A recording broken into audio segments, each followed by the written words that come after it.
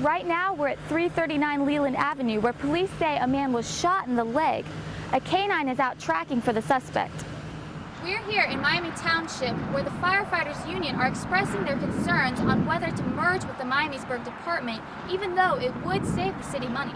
Sergeant Jeffrey Reek is a 1984 graduate of Sydney High School in Sinclair 10 years later. School officials say his death is a deadly outbreak occurs at a Montgomery County animal shelter. Find out what you need to know to make sure your pet doesn't become the next victim. State lawmakers are considering mandatory drug testing for welfare recipients.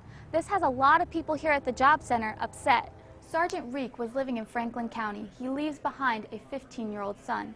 Reporting Jenna Hoskins, 2 News. We're here for the opening day of the Kroger Aquatic Center in Huber Heights, and let me tell you, it's just in time for this hot Memorial Day weekend. From a splash pad for the kids to the tallest slide in the Miami Valley, this park has something for everyone in the family. This is absolutely huge for the city of Huber Heights, for the surrounding communities. I think it's going to pull families together. I think it's just absolutely wonderful. And with a line extending past the entrance, it seems other community members feel the same way.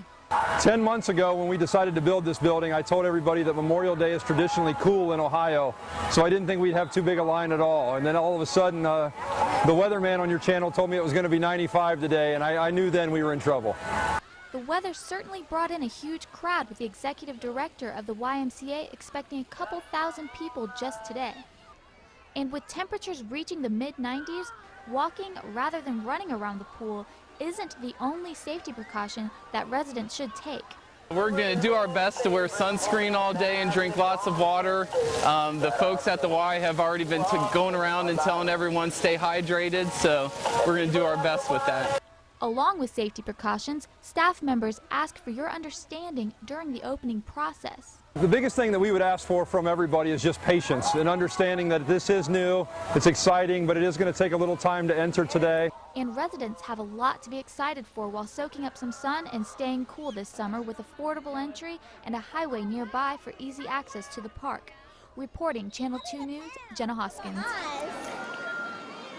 The fight to rid an Ohio lake of toxic algae continues. Officials say Grand Lake St. Mary's is in trouble.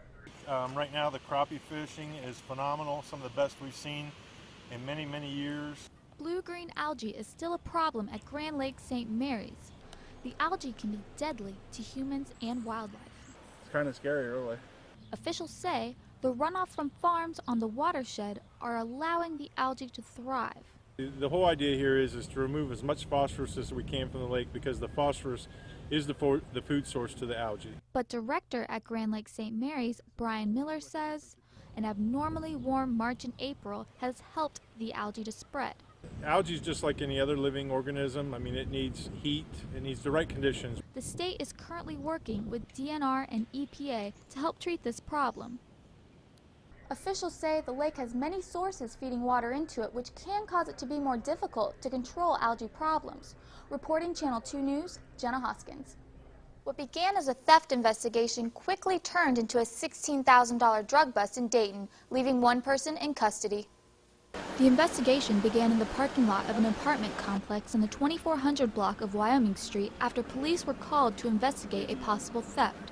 A man claimed to have had a large amount of cash stolen from him, but things just didn't add up to police, and that's what led them on a search to find a large amount of marijuana. The claim that such a large amount of cash being stolen was suspicious to the officers, so they investigated a little further and started asking some questions, which led them out to this apartment complex, and ultimately they were tipped off to the presence of the marijuana.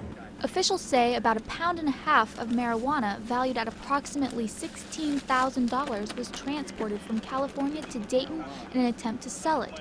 During the investigation, officials say that's when the marijuana was moved to another location. One of the people involved in this took the marijuana out of this apartment to another location.